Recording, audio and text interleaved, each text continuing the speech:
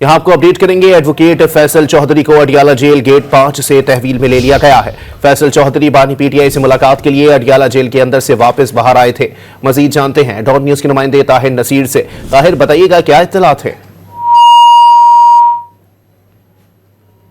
आपको बताएं कि फैसल चौधरी को अडियाला जेल के गेट नंबर 5 से हिरासत में ले लिया गया है। फैसल चौधरी ने गुज़िश्ता रोज़ जेल अमले के साथ गालम गलोच की थी। फैसल चौधरी जेल में जाने पर ताख़ीर पर मुश्तिल हो गए थे और बानी पीटीआई के वकील फैसल चौधरी अडियाला जेल के बाहर से गिरफ्तार कर लिए गए हैं। आपको बताएं कि फैसल चौधरी बानी पीटीआई से मुलाकात के लिए अडियाला जेल से वापस आए थे। ताहिर नसीर हमारे साथ मौजूद हैं। ताहिर, मज़ीद अपडेट कीजिएगा।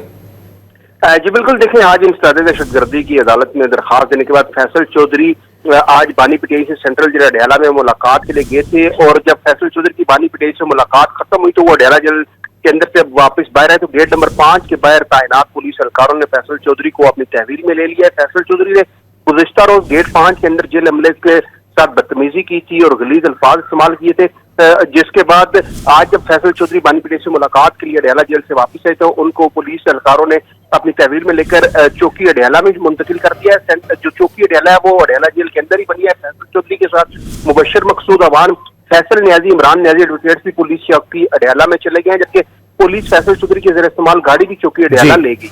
जी, बहुत शुक्रिया ताहिर।